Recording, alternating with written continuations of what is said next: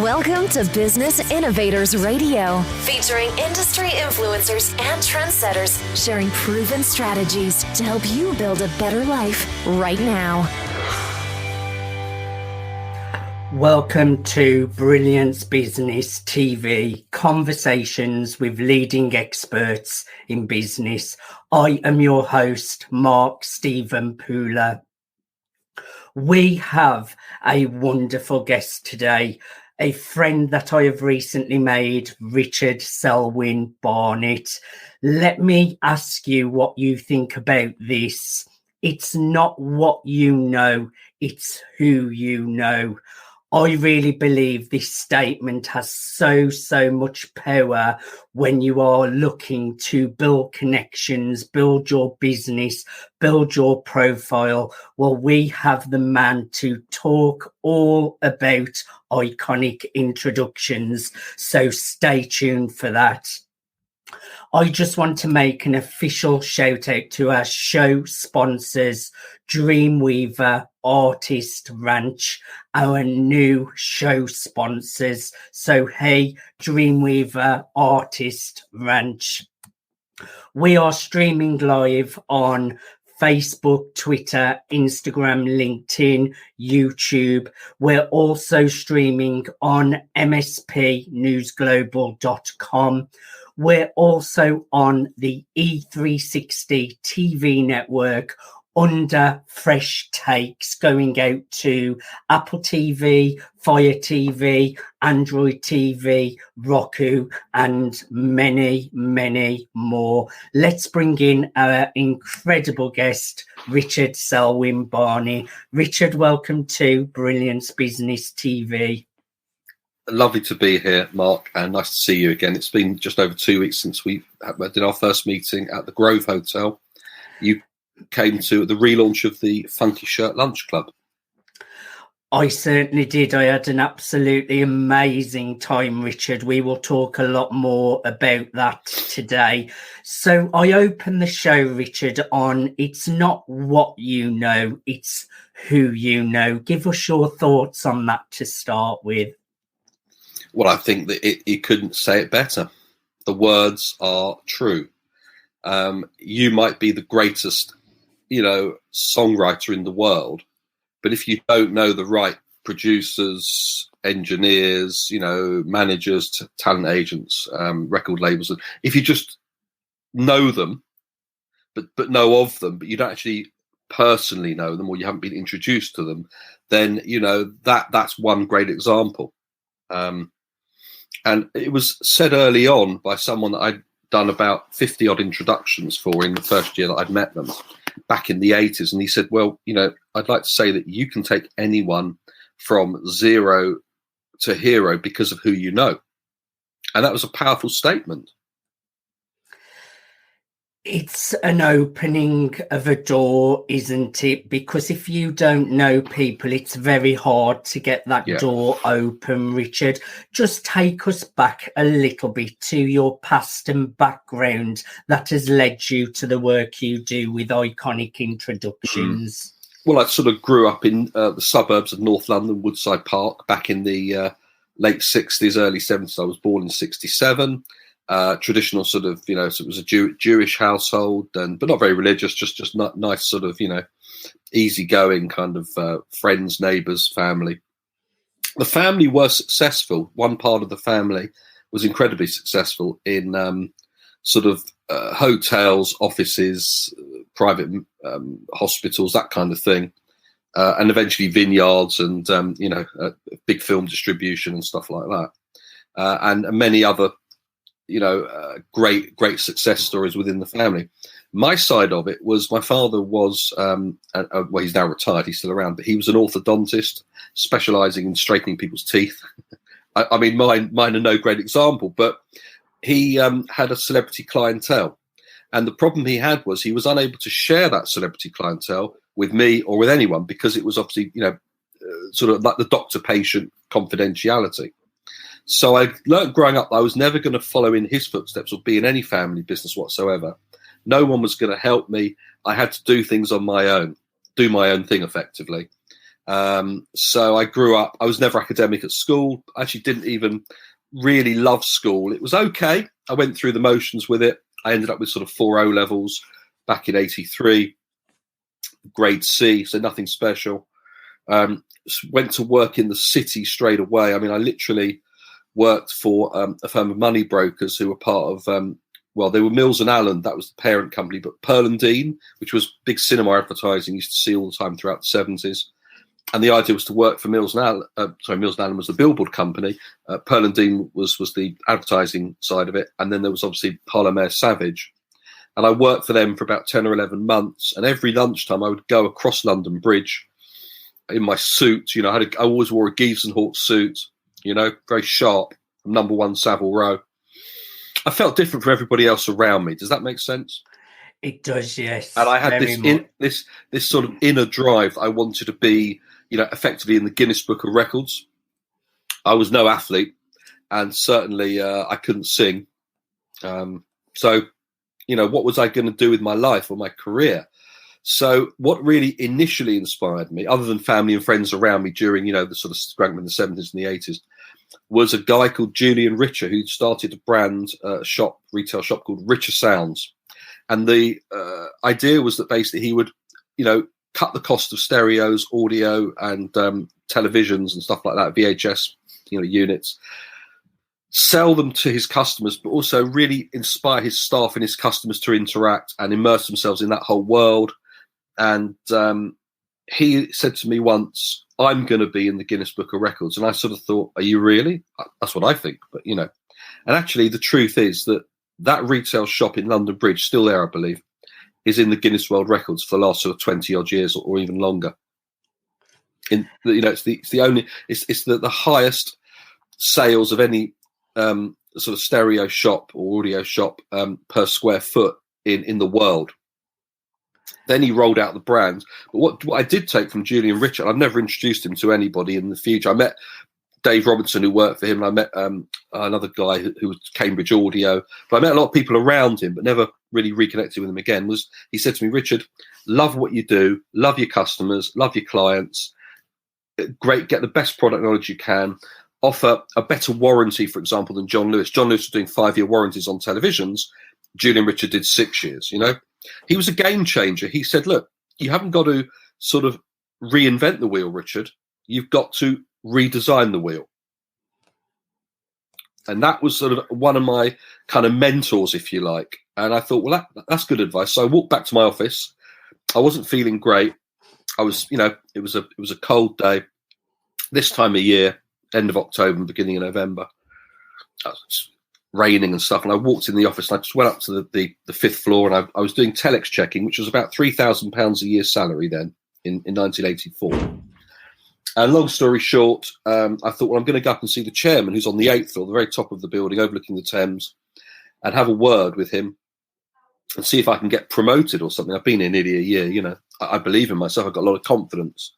So with that in mind, I had this Julian Richer thing, you know, in the back of my head going round and round and round. And I went up to see this guy and I walked in his office. And obviously, I didn't have an appointment. I work on the 5th floor. You don't know who I am. You've got hundreds of employees. I'd like to see if I can become maybe a money broker or something. So I've really thought about, let's make money. And then when I've got money, I can go and travel the world and live the life, right? But he sort of looked me up and down. It was a bit condescending, a bit patronizing. He said, no, you'll have to come back another time, go and see someone down on the 5th floor and make an appointment. He wasn't very friendly, let's call it that way. So I started taking my tie off, right? which I just don't know why I did it. And I looked across the Thames and I saw, you know, across sort of towards London Bridge station. And I just took my tie off and I looked at him and I said, you know what, Derek, I've heard what you had to say. Now, why don't you go fuck yourself? And that was the start of something, a journey that I could never have imagined would ever, you know, happen or come true in my life. And that was me sacking myself from a very powerful entity in the city of London, probably blacklisting myself from the city, you know, being a bit of a rebel maybe. And when I went home, obviously I had to tell my parents, my friends what I'd done. Everybody was, they couldn't believe it, you know. And I ended up working for a month in Selfridges, the store. But I was working, filling cars with petrol, parking them in the car park. It was December, freezing cold. The IRA had bombed Harrods the year before. It was all that kind of stuff. So, and I'd actually survived that Harrods bombing because I was in town 2 streets away from Harrods when the bomb went off. So that was interesting. But, that was and then I thought, well, I can't be filling cars up with petrol and parking, Mercedes, Jaguars and Bentleys in the car park all my life. I'm not born to do that. So you've asked me my backstory. I'll just try and keep it brief. So in 85, I walked into a local office where I lived in Woodside Park. It was a tiny little office. It had 2 desks in it, and it was an estate agent. The guy instantly liked me, gave me a job, and I was his kind of sales guy. And I was looking for properties to sort of refurbish, restore, if you like, but basic property deals. Yeah. So I made quite a lot of money. And then in October 85, I did my first independent deal that I pulled together, which was a very old friend of mine who I knew from Totteridge, lived in a mansion near Mickey Most, who run RAK Records in St John's Wood. He had Susie Quattro signed and Mud and people like that. It was like Millionaires Row. It was all these beautiful big mansions in a big country lane, Totteridge Village it was. And I found him, another friend of mine. His parents were selling this bungalow on this massive plot in North London, which was an amazing private driveway up to this huge, amazing thing with this garden and bungalow. And I pulled the 2 of them together at the Orange Tree Pub in October 85. So literally 36 years ago to more or less today, or a few days, I think it was on the 10th of October. And they shook hands and they did a deal. Nothing was put in writing. And so my friend, if you like, Jonathan, effectively, he bought the plot off this other guy. And they said, look, we'll look after you. Okay. So I'm thinking, okay, that's a great deal. 8 months later, they started building the things. It was all done. And I met up with them again. And Jonathan gave me a deposit for my first apartment. So when I was 19, I bought my first flat. Never rented, always bought. And then the other guy gave me money to buy an Alfa Romeo car. Sorry, I got a BMW later on. So that was kind of the start of this thing. And then from that introduction onwards, I could not stop introducing people. It never stopped. It's great hearing your backstory, Richard, and those little steps that you have taken have put all the pieces together of where you are now. And tell us a little bit about, and also, Richard, what a great first introduction. That's a great result, having a deposit paid on a flat and also having a car, just for introducing 2 people, so I can understand why you got the buzz for iconic introductions. Yeah, I mean, that's just, as I say, that was just one example. The other introductions that were made were kind of more in the sort of entertainment creative worlds. I was much more interested in music and film. However, I did like art, antiques, architecture, buildings, design, fashion.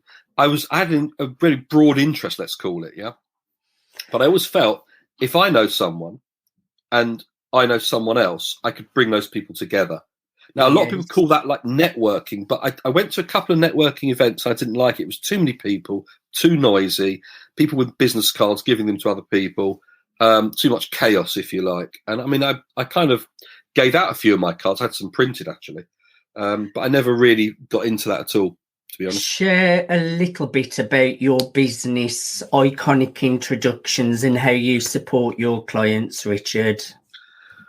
The way I support them really is I don't just do 1 or 2 introductions. Occasionally I will do that and they say, that's great, thank you very much, well done. But I try and give them support by introducing them to people further down the line. I continue to do that throughout if they sort of want to, if a writer who's written a book says, can you introduce me to a film director, a film producer, and a music composer, I can do 3 introductions pretty quickly, 3 phone calls, and it's done.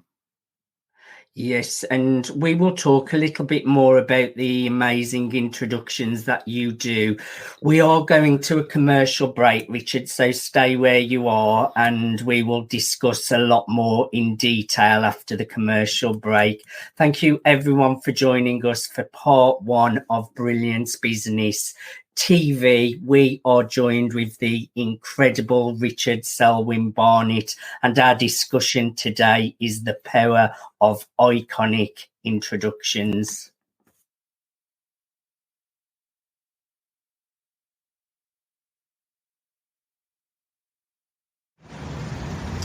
Hello, this is Stephen Buckner, and just wanted to tell you I support the Dreamweaver project.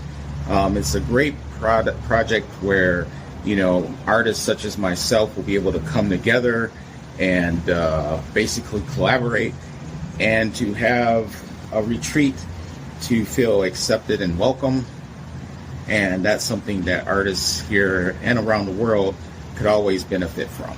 So I just want to say, please support the Dreamweaver project. I think it's for a great cause. And I salute all the independent artists out there and artists that are signed as well. And have a wonderful day.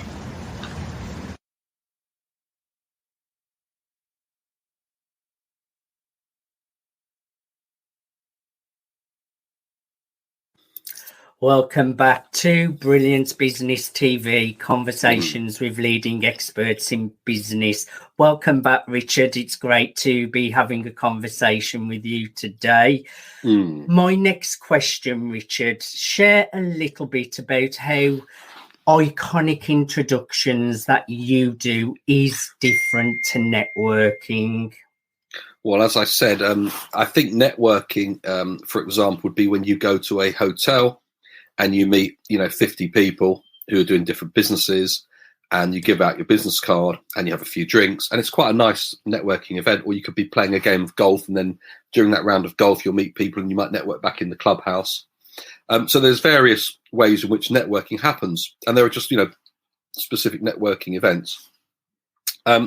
My thing was always different. I always felt that here I am, I know loads of people, right? And I've been introduced to a lot of people. Now, those people may well have heard of each other, but they may not actually know each other.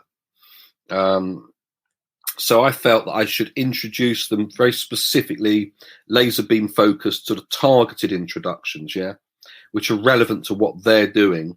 And they're also meeting like-minded individuals who they can share, their passions and their interests and their sort of hobbies, if you like. And it became a bit more social. So we did it over breakfast, lunch, or dinner, starting in October '85, by the way. And it's just never, ever, as I said, it's never really stopped. I've tried to filter it down over the years slightly to different types of introductions, but it still comes back to that fact that, Richard, I get calls from, it could be A-listers, could be celebrities, can be household names, can be, accountants, or the solicitors, managers, lawyers, whatever people, creative artists, anyone. Who wants to be introduced would call me. What I tend not to do is I don't really introduce, the local florist to the local sort of accountant. That's networking for you. I hear you. That's not my thing. It really is unique what you're doing. That's magic. You have such a database of real big iconic names. I've got a big experience of this. We'll talk about that shortly. You went off to Hollywood when you was 20 years old, didn't you, Richard? That's correct. That's quite a funny story, and it's got an interesting twist. But I was over. I basically I had my apartment in '86. Had my Alfa Romeo. I then sold that Alfa Romeo, bought a Mazda RX-7, which was a lovely car at the time with pop-up headlights, And I fancied going to visit my girlfriend at the time, who was over in sort of Denmark, if you like. So I thought, I'm going to drive a left-hand drive car. So I went up north to Preston and bought a one-owner, low-mileage, red Porsche 924 Turbo left-hand drive. Quite a rare car at the time. And I had that and the RX-7. And I had, parked in my underground car park in my flat. And I took a boat across from Harwich to Denmark and drove this Porsche across and hung out with her for a week or two. And then I thought, well, I'm out here now. I fancied going up to see an ex-girlfriend, actually, in Gothenburg, right? So I went up on the boat from, I think it was at the top of Jutland. You go across to Frederikshavn or something, Frederiksberg. It's a short ferry ride. Drove up on a brilliant road trip up through Sweden, got to Gothenburg, in my Porsche. And I met this girl who I knew really well. She'd been an au pair girl in the sort of mid-'80s. And she showed me around Gothenburg. It was great. We were going out having fun. And then a friend of mine, he was visiting back from LA at the time. He was visiting his mother. And I rang him, at his mum's house. And he said, look, I'm going back to LA, he said, Richard. He said, look, when you come out there, I'm going to introduce you to an absolute icon of the music industry called David Geffen, who's a friend of mine. He said, I'm going to get you into the music business. I thought, great, LA, music industry, Geffen, can't be too bad. So I said to this girl in Sweden, I said, look, I'm going to, we'll go to the Sheraton for lunch or something. And as I came out the Sheraton, my Porsche was parked next to a red Lamborghini. The guy was coming out with his girlfriend and he said, oh, do you want to sell your car? And I said, not really, but, well, make me an offer. He did. We walked down to a bank. He got the money out. He gave me the money, and I flew home first class. I said to this girl, Vicky, I said, "Look, I'll see you in LA. I'll see you in New York." So I flew back to England, got myself ready, I booked some flights, and I flew out to Los Angeles, with all hopes and intentions of meeting David Geffen, getting into the music industry. Didn't happen. When I got to the airport, this guy picked me up in a rusty Ford Pinto. I slept on his grandmother's couch for a few nights, He took me to, I think it was the Beverly Center, which was kind of this sort of shopping mall place. At the very top was a sports bar. And, I was sort of basically, buying him drinks, saying, thanks for, bringing me to LA. And, it's my first time out here and it's great, Hollywood, whatever. And I looked down and he said, look, I'm going to get the food in. Don't worry, I'll get all the food in. I said, okay. So they kept bringing around all this pizza. It's like, oh, it's great, And as I looked down the end of the bar, it said happy hour, drinks 2 for 1 or whatever. And you get free pizza. So this guy led me on. He sort of told me a load of like bullshit to get me out to LA. Yeah. Anyway, so I wasn't too happy. But long story short was we went to Sunset Boulevard and the Sunset Strip, and there was Tower Records on the corner. And he said, "Look, go and get a job there or something. You'll be in the music industry." So I was pretty annoyed, and I thought, again, that's a waste of my time, really. It's not a bad job. I don't want to work behind a counter selling vinyl, or CDs at the time. So this is 87 now. So I phoned home, and I was disappointed. I was never introduced or got to meet David Geffen. So as I phoned home, my Uncle Peter was visiting from, he lived down in Birchington, near here. And my mum said, "Oh, Uncle Peter's here. You can talk about cricket and red wine and whatever." He loved wine and cricket. Lovely man. And he said, "Where are you?" And I said, "I'm in Los Angeles, but I'm probably going to come home. I was going to stay for 3 or 4 months, but I'm not. I don't really know many people out here. I'm going to come home." So the upshot of this was, he said, "Oh, don't worry." He said, "I've got one of the best connections out there for you. My old buddy from the war. We fought in the Second World War together in Monte Cassino and Dunkirk and stuff like that. Is Andrew Thewlis. And I said, "I've never heard of him." He said, "Well, he's the secretary of Walt Disney." So I thought that's top notch, top level. That's up there with sort of the Hollywood moguls, the old moguls, that we all sort of have read about. So he said, "Here's his landline, and you give him a ring." So I thought, well, what am I going to say to this guy? Uncle Peter told me to ring you. So I rang up this Andy Thewlis, and I left a message on his. Then it was an answer phone, not a voicemail. And I was still staying on this grandmother's sofa, which is a very nice lady. And he rang me back, and he said, "Oh, look, if you can meet me for tennis at the I think it was the Beverly Hills Country Club, tomorrow about 11 o'clock, I'll buy you lunch, and we'll play a game of tennis, and then we'll have lunch." I said, "Okay, great." Thinking, I can't play tennis. I'm pretty useless at stuff like that. I can try. So I went straight back down to the Beverly Center, went to the sports place, got myself some tennis whites, and I bought an MGM baseball hat, pair of Ray-Bans at the time. Came out and thought, I can't turn up to the Beverly Hills Country Club in a taxi cab. That's not Richard Selwyn-Barnett, So I walked around and I saw Prestige car rental place or something. I walked in and I hired a Corvette convertible, brand new, right? So I got this Corvette. I'm looking like, I'm kind of looking, that's sort of, they call it the film star thing. Yeah? So I'm driving along, tennis white, baseball cap, Ray-Bans, Corvette, music on. There's no sat nav in those days. So eventually I got up to this country club, 5 to 11, yeah. So went in, valet parking, it was very nice. And met this guy.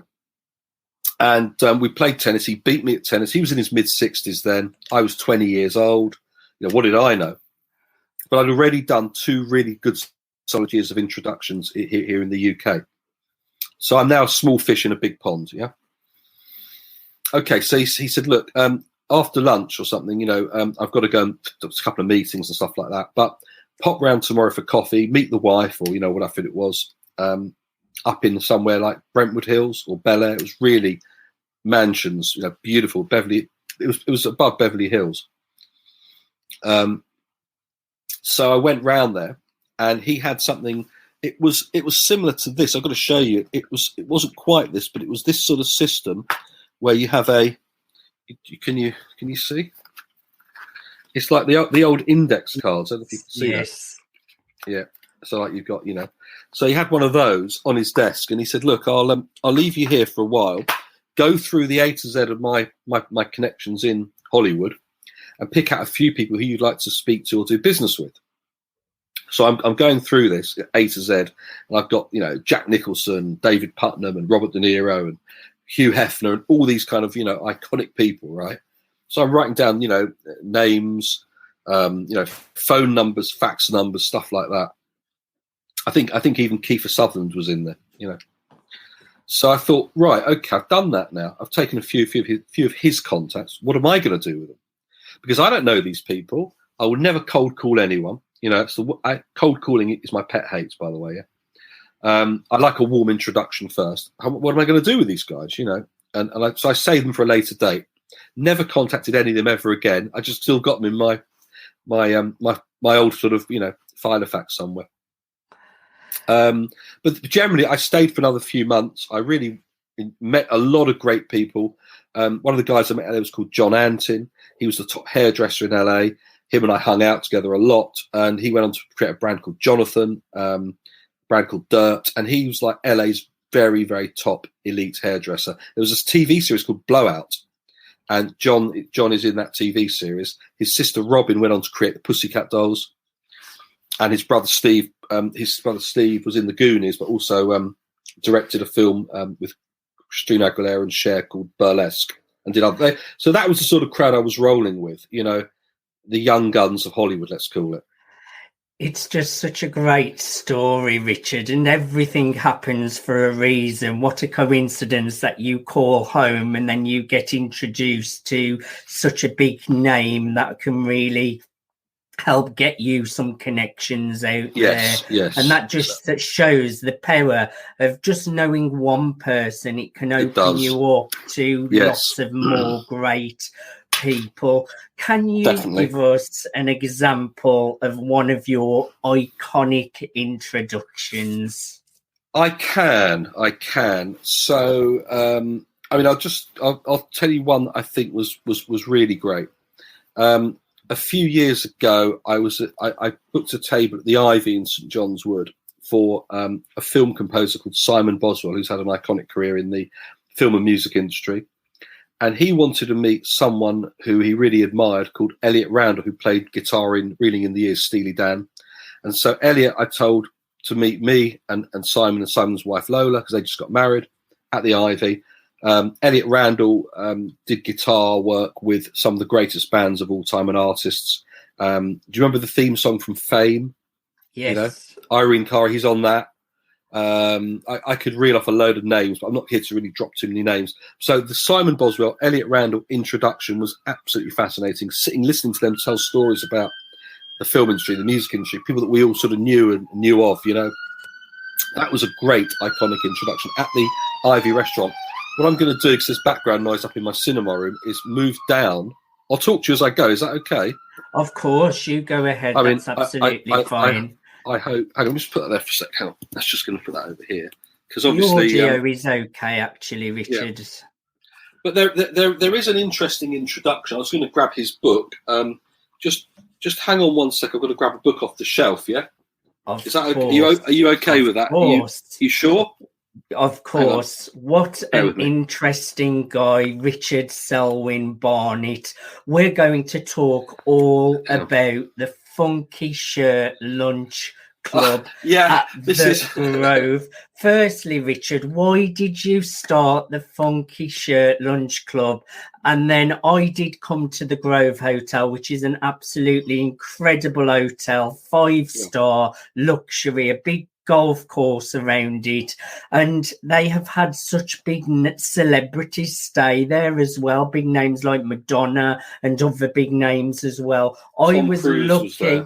Tom Cruise and Mark Stephen Poulinow was at the Grove Hotel at the Funky Shirt Lunch Club. Why did you start it? And tell us a little bit about that, and I'll share my experience. Okay, Richard. So I'd always done these kind of sort of breakfast, lunches and dinners anyway.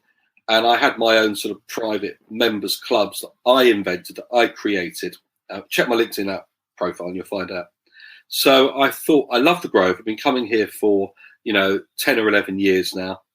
I was speaking one day to my friend Adrian Silas, who's Dr. Masquerade. He wears the most outrageous outfits and funky shirts like you would not believe. Adrian Silas, look him up, Dr. Masquerade. And I said, Adrian, let's start a lunch club, Excuse me one sec.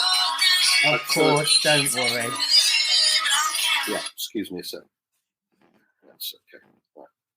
So the long story short was, Adrian said, yeah, that's a great idea, let's do it. Who else should we involve? And I said, well, a friend of mine called Bill Morrow, who everybody loves, who's a wonderful man who started Angel's Den, was a good friend. And I said, well, Bill wears really funky shirts as well.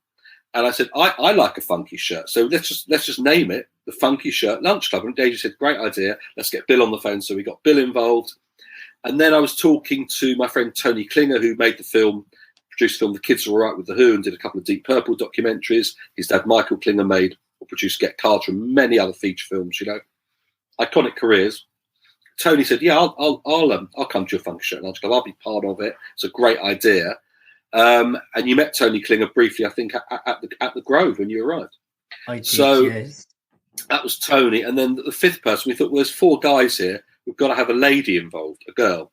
So I just met, I've been introduced to a lady called Teo Hendricks, who's the daughter of Jimi Hendrix. So she's a singer-songwriter, drummer, artist, musician, children's author. She's an amazing lady. And she's just got colourful outfits as well. So there were 5 of us. We started the Funky Shirt Lunch Club at the Grove in late 2014. So just over under 7 years ago nearly.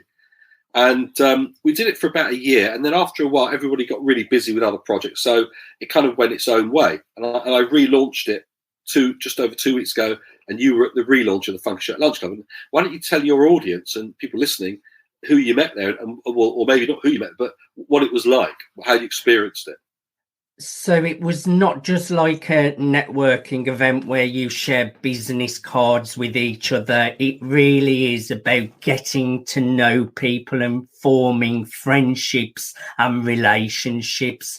I have been fortunate, and I'm a newbie to the Funky Shirt Lunch Club, and already I am in contact with screenwriters, music event management, film directors, television producers, music artists, and I am already going for coffees with some of them, meetings with some of them.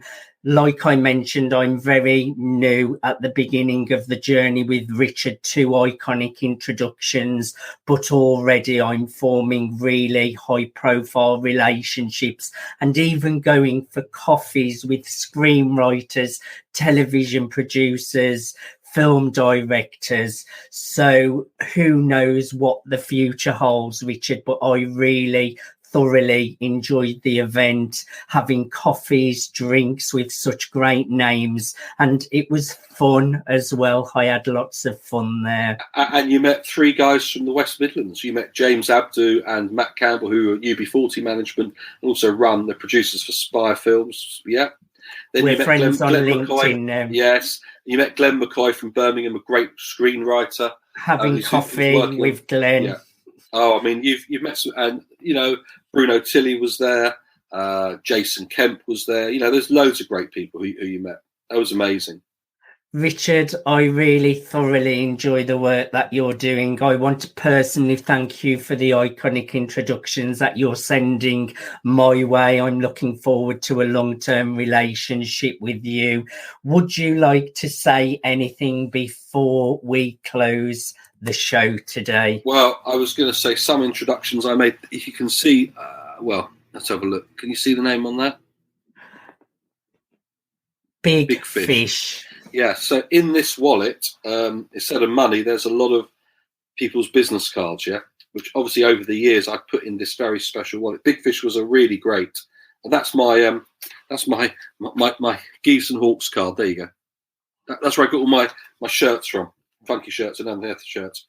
In this wallet are the absolute elite, the cream of the crop of people who run their CEOs, their chairmen, their managing directors of iconic brands, companies, and people that I know personally.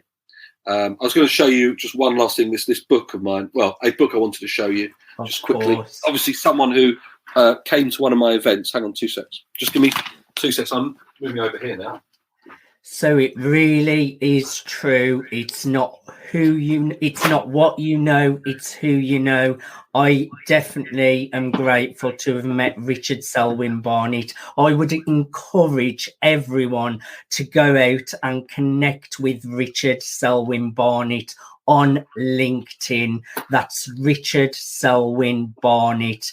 Connect with this man on LinkedIn, and you too can know Richard Selwyn-Barnett and just think of the opportunities that could open up to you. I think we'll have to do a part 2, running out of time. So this book, Angels in the Sky, which is my friend Mike Flint, he was involved in the launch of Michael Jackson's Thriller album back in the 80s in Hollywood. Mike is an icon, and he was working at Paramount Studios, knows everybody in Hollywood, lovely man, came over here in 2012, wanted me to connect him with people, so I did lots of major introductions for Mike. One of my favourite comedians, Norman Wisdom. I ended up having a dinner with Norman in Hampstead in a hotel. Lovely man, humble man, great guy. That was him. This was the guy who I wanted to tell you the story behind Billy Terrell, who survived the Vietnam War, but more importantly, he relaunched Frankie Avalon's career, who did a song called Beauty School Dropout in Greece. Yes, and I've heard Frankie's great song was called Venus in '63, a real sort of beautiful song of its day, and still is great. Billy remixed it and did it as the disco version in '76.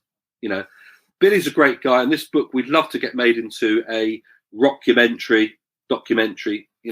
That's another project. The late David Winters, he was in Tough Guys Do Dance. He worked with everybody.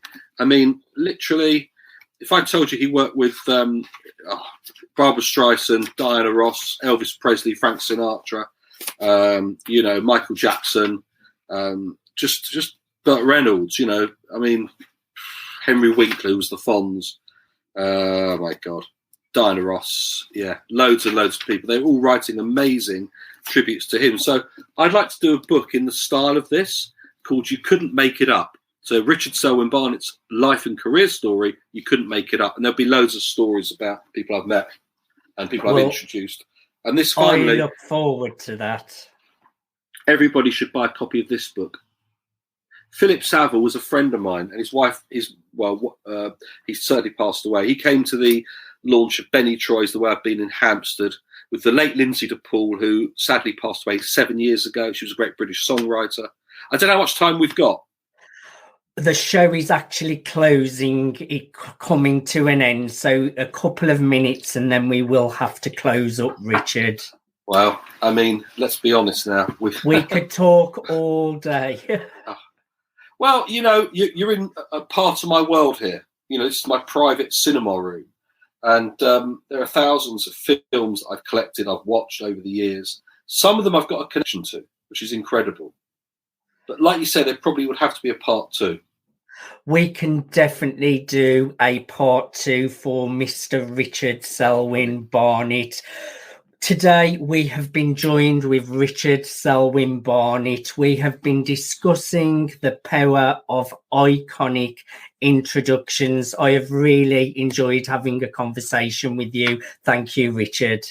Mark, God bless you. You're a lovely guy. I'll do loads of introductions for you in the future and bring you some amazing guests. You already have done loads, but I'm looking forward to even more great iconic introductions.